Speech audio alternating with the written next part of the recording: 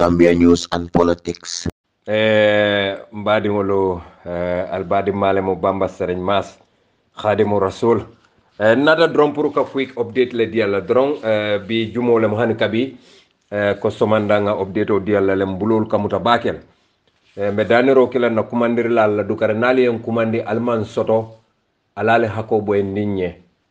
ali salon ko be haji dole kunna me alon ka kumayata nyimbe mu banku do ko walete Gambia no lon kala appreciate bakele no ngalla konsansolu alla miralolu analla sula kola analla silanda kolu ngebe faham woto bada auzu billahi minash shaitani rajim bismillahir rahmanir rahim rabbi shrah li sadri wa yassir li amri wa halul uqdatan min lisani yafqahu qawli be man satalla tentula jallan wa ala subhanahu wa ta'ala benna nete bulu kankuran anin na mamulu be tentula be jayla ñun la programme o kadiyante bak lafta me itan la badin gambian ko la dron wala mu ñindi ko du kare alali ñaalo al sinkumba kan gambia al kanyi kuma kuntawul menu be moy npp ba be janjandi kan gambia abe kuma kenseng gambia wallahi nalika bamba mas la moy nkatula fola ne nkale ko albe wuliya sifal moy la gambia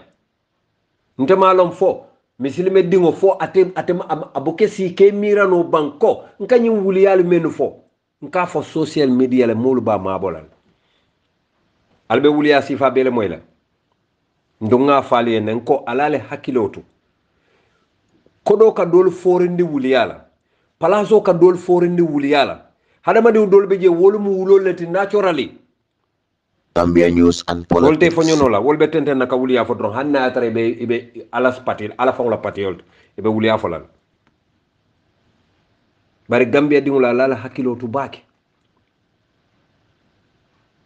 mo jama balle en kuma ni dole en kuma nda atarambe fonyoni wala mbuka ninte be fonyoni wala kanna mobile ol bele fa because mbalo ya need le mbalo e fonyondi ngo kaninne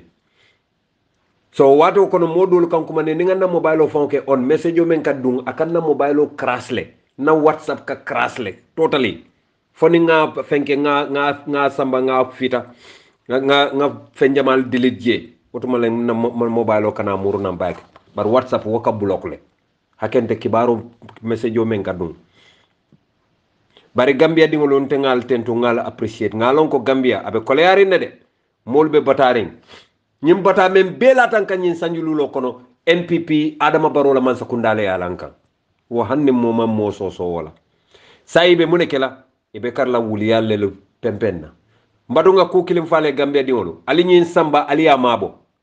Gambia news and politics. ali momoje NPP la ñatun kay menu ki bolon kono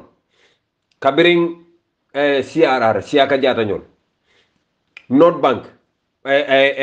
atodum not URR Musa Drame nala mol LRR Fabou Sané nala mol ani Lamine Cham ñol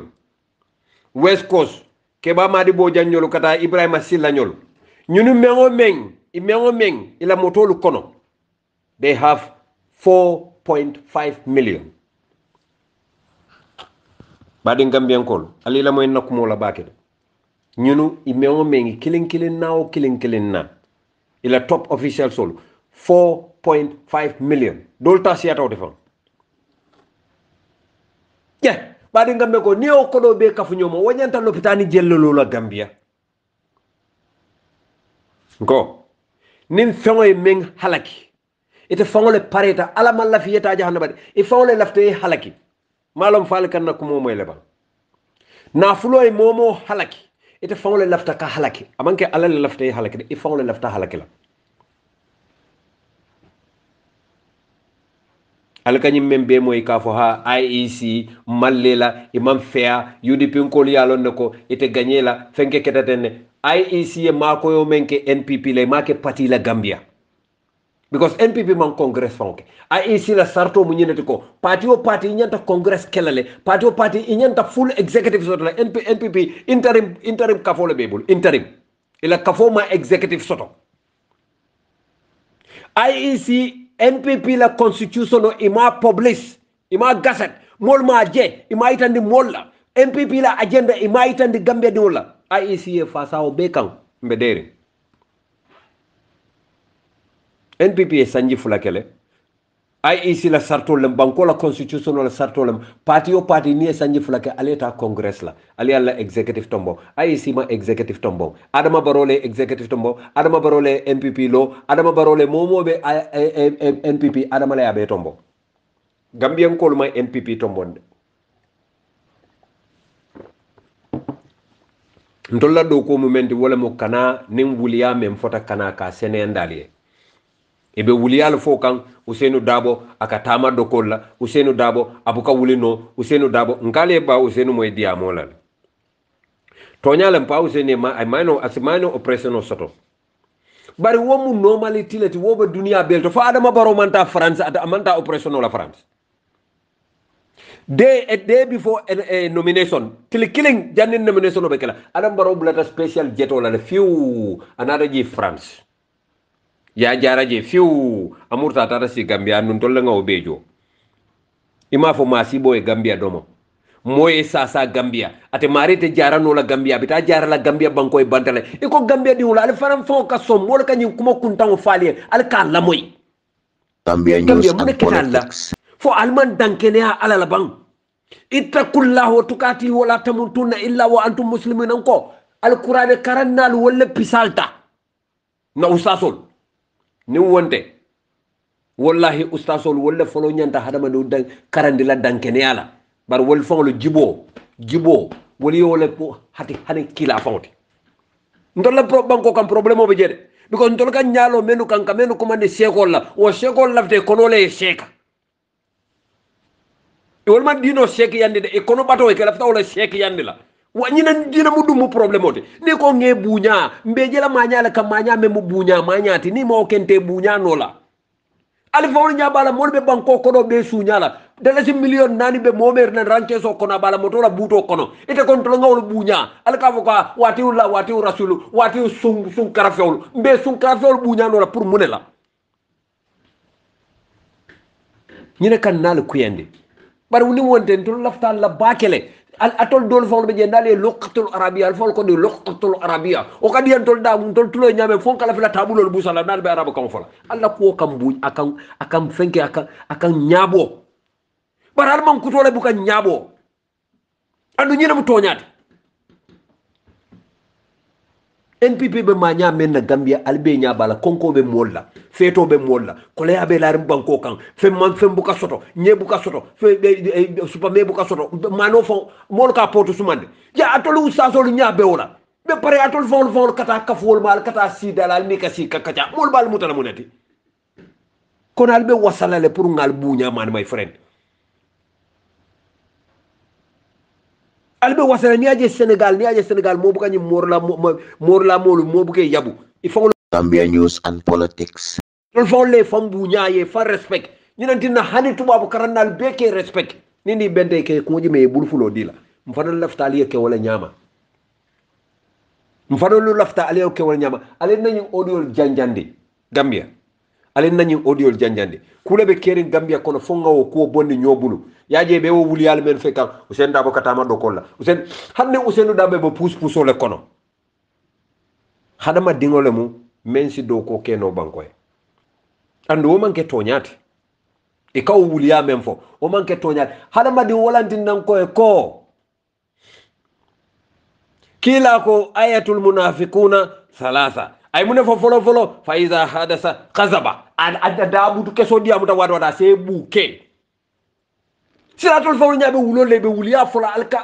alke la moyila alkana mo ko mandal ka foy ko ha ngamoy NPP ko le e ko ten iye wulo mo yabe wo wonne kam ko mandi ka foy nga wulo mo yala fote wulu kan moy le bang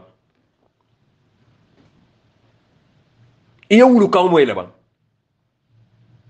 Gambia ali molu badda handi mole haji dole soto molu ka Gambia kamirambe Gambia kanandi la nyame kamirambe Gambia bondi la nyim bandi salto ñun drok wafilal bulu nyame al fawlu nyabala drok ko do ni blood diamond abubakar atodu kalilu wage blood money men samanan ko do men samanan e kawala di alla al kay yele ko do le do mo banko do mo do yelo al kawala do ndol laftan na banko e kana ñin tilimbale ya sifa le katinna ala ka koleya lande molu kan mo bukalo mun koleya sifa la tek e ka courant sifa beje mo bukala courant ka bonan dame because hadamadi ulla wasa baliya hadamadi ulla dankene ya baliya ala la ñine katinna ala ka koleya la molu kan atollo nal fawdi wolo nal ko fawdo ka fu molen de munan tin nal be sonna wala for what reason munan nal be sonna munan na tolte sonna alien tol ma koy nal be kafu nal be mbulo du ñobulu nga banko de ma ngana banko bondi momo kabe tilimbale ala na ngaw bondi je ni modo fana nata kabe tilimbale na ngaw fana bondi je baratul ko hani wote kala ali nga chance di kari ñol la bari banko kodo be wala bulu ko kodo be faari wala jibo kono albe wurla al fawle momenta ali atunkan al ka wurwoy al ka fay ko inyonde Gambia News and ko me alo Politics. kabe kala president de fentable aka la moto pousser aka pousse mutaka bar wolene fam mystifying di akamantale this is ya jamme ketam buluten nde wala na say wado do mbuka ya blame mbuka mutakula because ya jamme ketam buluten mi aje ya jamme fon ka chance sotono aka diamu adama barole o chance del adama barole folo lafta ya jamme diam nde walanti nante bukan dabula je ali bula nyola ni aje aka fay falole muti mun ni solte mu fon kolte wotute tema je wontente la hajete wontente la hajote Gambian kola alinga fero be kata ngambulo du nyobulu nga banko bondi is time is now or never ala lon ko nyimol be niyo lalalde nka nyimol menu fale menu ki bolon ko ne menu ki dulalto ni menu be kombonyol de be dulalto ibe niyo bele lala because ya jela koy to la time le sita pour ka enjoy ko do le be la buto kono danga foy nembe fala fuare ala kono barinte te Gambia jam fala mukko isen nengi si kumo be fo that's normal political bari momo yen kumandi bama mas momo yen kumandi man soto du kara nge bolo say ko la hajo men benda kunan kam mira Gambia wo siata bakele siata Gambia bi ndol ka kudo le mira system na coronavirus to lol amu dañu fen lol yow adama borom mo ko tek do Gambia ni so fi li mëna xaar moy Adama Barrow dafa toroxal doomi Gambia ne waaye du ko jig loolu man maa ko wax. This man spent. ya moyle Adama Barrow e mo Gambia di wul torale wala na ñim fonninko ko Adama Barrow le mo coronavirus ti fonninko lu be je kanne de ali la moy fonninko lay ka complain ñame Years in Europe. He too was deported. Me, I cannot understand the situation, how it's going, because some people go a long time before this government thing, you know. So me, I don't know what's going on with them, with the people living in Europe, because some people live there a long time. They don't even think about the way their government is going. Me, actually, I don't put my head in politics, you know. I'm doing my own thing to help my family, to help myself. That's why I go to Europe, you know. So I don't come to Europe and listen about politics and look what they are doing, because it's my country. They can do what they want to do. But me, I'm in Europe. So if I'm in Africa, I can be inside to know how the people are doing. But I never know what's going on here. So what was my future in Europe? To try and look something and help myself, help my family. That's why I've been to Europe. So actually God gave me there, I have children. So I have to stand as a father, you know, to show my kids that I love them, you know. So that's the reason. ya jele badin Gambian ko ale ñinjele de ale ñinjele ale ya jele ñine be kering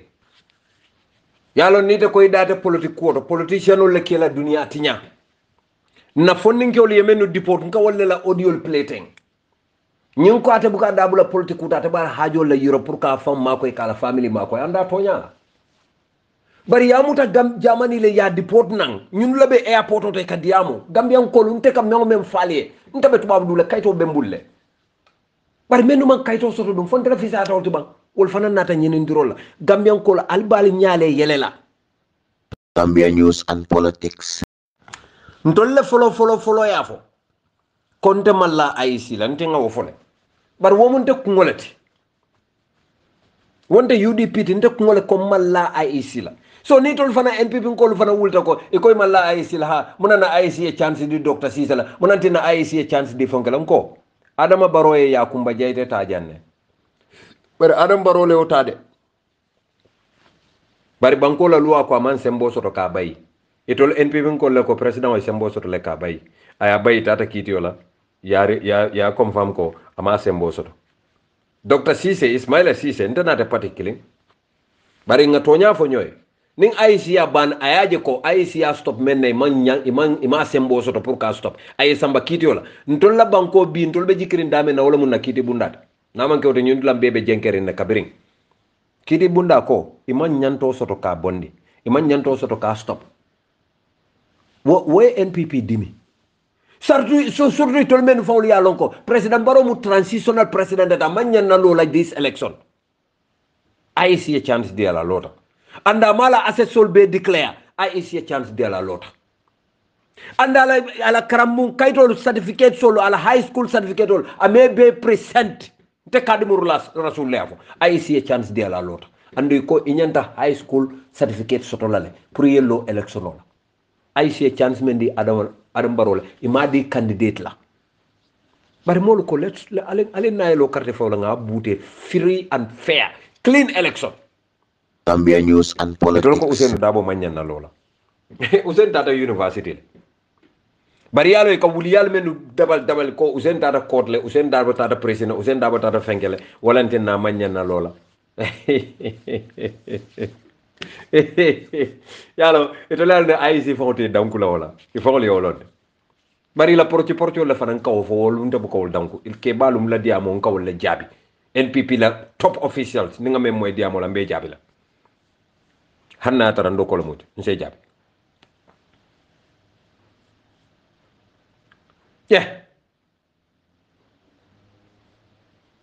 ba ndol masibo membe Gambia aku ni ko ya wartal nale hakilo bakam George Saba ibe doko la Minister of Justice ye muta ye detain Basse e koy ne nyama wafilalel kadeng e kado koke ba Gambia alenga hakilo to bakede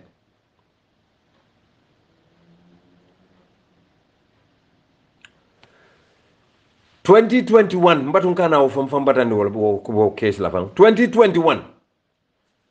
ay election oni mo be nyanta lola mune kan nga change mem plan change falendiro men sula tama birimbe ya jame bondi la o change lafta o falendirol e ka fale ko ha democracy le be caring for democracy dum freedom of speech da malem bang in hunger fa nyanta kala wolti bang democracy konkoto balwo bu ka soto molla jol bu kela balwol si ake dundi suñaro to do kudulalto akatinna ila do kudulalto bari ya lonko bi nin sayta fonnin da panso e say ndala karfajo mu dala si wili nani lati na bunjo mu dala si wili fulalati woten na dimba di woro dañenen nola fo ya suña e kam man sakunda fon kam mol encourage pour e suñaro ke ndol ko ngawo be falin ye molu jojo kendo la isaje si doku kendo keno e hakilo si tara tenkunding ite mira la dapanso la ite mira la loptani kodola ite mira la boru kula e balon ni tata loptano to borol be jele ita mira la ko ni e badiwul samba loptano to doctorol ba falal ko ala samba Dakar jaral bu kake Gambia jang jambe tiñatale ntol ko ngawo falendiro lake albe sonna NPP kol mine be wuliya fulale because kodole be bulu moto nyimale be bulu atol foire di malo alni bele ka sabato porkote nu alni bele sabato ka porkote alika suude je biye nawo je okay bula benso kono fo le ba futu tete waye benso soto nyaadi le Gambia News and andi Politics. fo kalon kwa ayo benso men soto mbela banko na fulo benso wala babula ko wala borenda kan hadani wala o kanete aka fo ko boy fane 1000 mu de boy kul man bete kul man sone ade bar nin kanyeta don kul be sone alale idan kato di may ka bulo ko say ite ba ma nyanta sile kan ne denan ma nyanta falal ntela nga fo inyanda falal je ite de momme wuluta banku killing albe sita classroom killing kono albe karan killing ke ite le fon hakilo diata de fang just because of political nonsense je wakada ka banko la benso borindi banko be la kodo aka o borinda kete walen aka dalis wili sabadila ka fa jelle tutati la jiboko nko nga fali mobe fen soto mobe balu atol ko hani eko ha yalo NPP ko be kayro le kono be mu nek ite be mu nek kayra kono ite man do moro fango soto ka fo be kayro le kono a hungry man is an angry man ali mol dahande nyin diamol la surtout UDP ko lal kanam ko man ko teket ka fo ko ha ngamo NPP ko tan ni wulol moy diamol la kanam ko man ya fo ntenga haji ko tan soto fo na ma jolem pour baba e sasa baba mu kebalti baba mu hadama diwul adama baro sasata la atata France ñing karo fo ko do nomination wato atata France atata jarol mun dinna mafo bari ka yalla yudi pinkol yalla lonne Gambia News and Politics. mbe ila social media la moy kan ida malbe ñoo communicate la NPP nkolu kennew dole me nabe diamo lan ta to fola de akonto mu sen leti sen e kay ko ha you got some money from us, why are you avoiding us? Ye kodo soto mbulu sai kan ibuka katanna akoy ko ntamu Gambia dingolati. I'm a Gambian like you. Getting money from you does not mean you can buy me. Pruka kodo sotal bulu woma mean ko alben san nolale. Akoy ko if I don't have an ID or voter's card,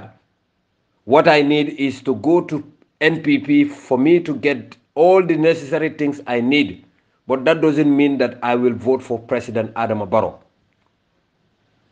Badinga miyankolu. Do fana mije ka fay Babu Kara. Ate kuma kaumen safe. Akoy ko I think this man is playing a game on us. We have to do everything to make sure President Barrow's re-election 2021 is a reality. Badinga miyankolu mbe follow kan anything. Gambia News and Politics. It does not matter whatever it takes us. It does not matter how or whatever it takes us. Among nyana kela kole akuti. Even rigging the elections like they do during the APRC days. We must do everything possible to make President Barrow elected. Yale alkanyen kuma kaumen bemo NPP nkola malla AIC la malla fenkela ibe plano lil dada kang ntolu we are smarter than them. Another person nto fanan to fola mba konto da male fola mbay koy let us start buying voters cards from now because we have few days to go.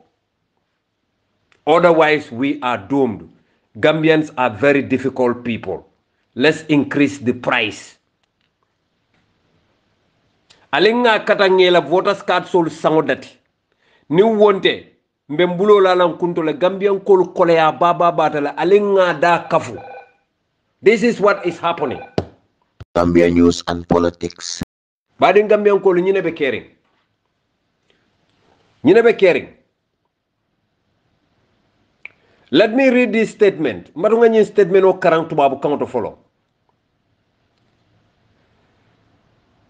In this case, the last one by ballot stuffing, which means to put in extra ballots which are not put in the ballot boxes by any voter, but it was placed in the ballot box by some scrupulous members within the IEC.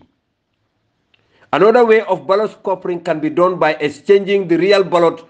box with a fake one which has already been stuffed. Rigging elections are not difficult. You only need to get the right people. Nyina mo MPP la strategy. Yalo mbadi ngambe ko alkam batandi diamo lan tolu nga be lo ne nyuribe membe plan kan. And we will be ready for them. These rigging styles have been happening in the Gambia. And we have to use every means possible. Mbay. The person's surname is Mbay. Gambia News and Politics. Kenin dobije ikafai jebel. Akoyko, are you sure this is possible? Kayako, my brother, elections are done by marbles, and we have plenty of it. Badingambiankol, albem fakan diamola, albem batandikan diamola nko. Election is just few days. Dukare ngal dani yudi pinko mo kanankol. Ali mol bula nga concentrate. Ntele mo commander of the battlefront. Adama Barrow tenying election win la. Adama thinks we are joking. ebe kumo sifa bele folale atol gambian ko lu nal sonta al keta jonti albe joya do ko wala kala jongo sometimes aka kontone sometimes abuka sima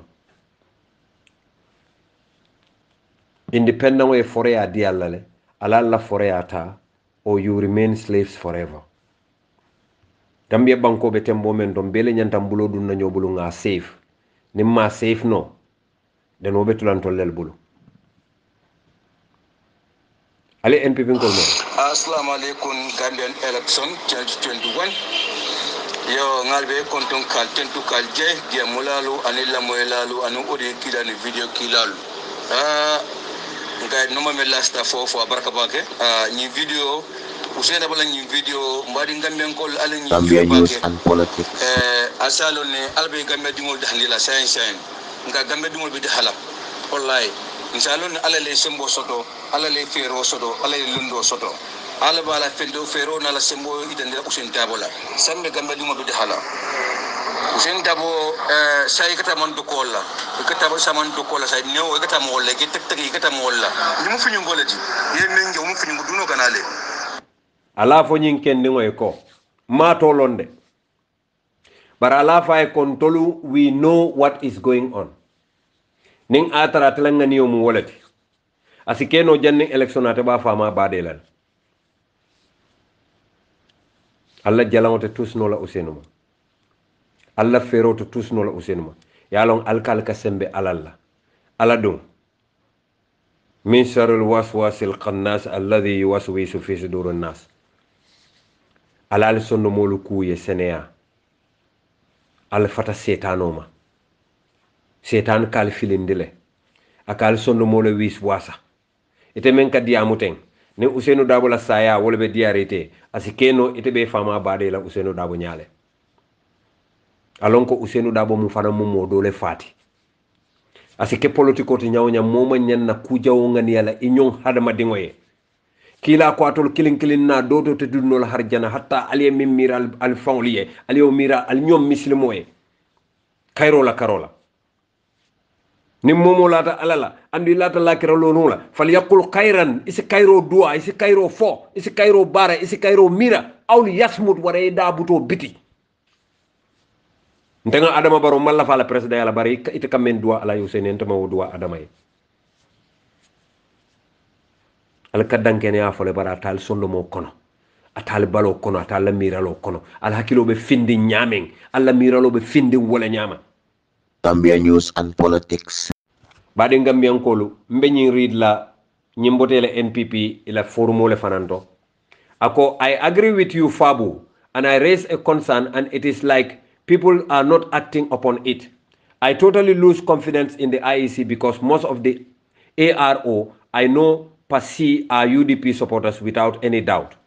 There is a great concern and my raise of concern is rising up. Please, I'm urging people to act wisely, put part of IEC during the registration period, and most of the people I work with are UDP supporters. When people do come with their authentic documents, they want to be asking them unnecessary things because thinking those people should not be registered based on no grounds. It is everyday push and pull to make sure who deserves to be registered be registered. The Bondali chief played a very pivotal role. Let us all be vigilant, if not God forbid, but we need to have a very strong and experienced team. I will keep emphasizing this because I am a witness to what had happened in the past. Thank you all. Do fananko, but we do have our own people. Nyimbebu NPP nkolati. Because we do have our own people. For instance, the IEC officer in Basse is part of us. He is doing everything. And the IEC officer in Bundung also is part of us. Let us not push this too far, my dear friends, because otherwise UDP would pick it up. Albe amoyle de. Badi Gambian kol. Ale kana molu diamundi ntolbe diamo kan dumalale nyin kol do niaje malla fike findindi banta ntol ngalo ne NPP ka fen plan fende kala koto dunya mamelo NPP la formu te jen tolte damen e la formu be foni man diamu ni diamu to formu ton tol ka moyle hanni diamu te la mulle kono ka mo hanni diamu te la motol le kono ka moyle ako se vo membe bondale wole ke ma koy kenni o yolof ako bari nyante hakilo tula bakele to liya jele ko IEC do kula dolbe je UDP lam kenden do kay ko bari mfana nga kende umembe basse ntolle tamu akan tolle support do men fana be bundum ntolle tamu o fana kan tolle support nin ko be ko pousse la bake e fana be bulala na molu men be IEC e fana be bulala no male yol pinpoint bade ngam men ko la albendi amunde ko le to de yalon kale ne ko alen dialogue with the president batu asikeno dimaso nin tenon say mbek de sibito nin dimaso be mbekar la bele kala dialogue la alkana ndi amundi Gambia News and kali amoy la Politics. membe kere badi ngam ko lon tolle mun nyepeti keba kadimu rasul ndefa ngolam ngal kondo ngal tento ngal jayi alen be ngang hakilotu na bankolemu ntolle dentala albadi malamu bamba serign mas kadimu rasul salamullahi alaykum wa sallam tasliman kasira ngal tento ngal jeyi alama alay kayro sabati Gambia momo be fitna koto momo be Gambia diwolu filindi kan alama alay wañare momo ni be toñale noma alama alay fasa momo na tare be lorin toñale kay malla fi kana fulota ka Gambia diwol la foreya sey bulu alama alay fasa bar momo na tare lafta Gambia diwol la foreya sanna ke nene ila foreya kay lafte torla walla alama alay wañare alama malu kila hormoto albiya fo amin momo mo toña mod albiya fo amin momo ma fo amin dron ito bari man dar toña kam assalamu alaikum warahmatullahi taala wabarakatuh Gambia News and Politics.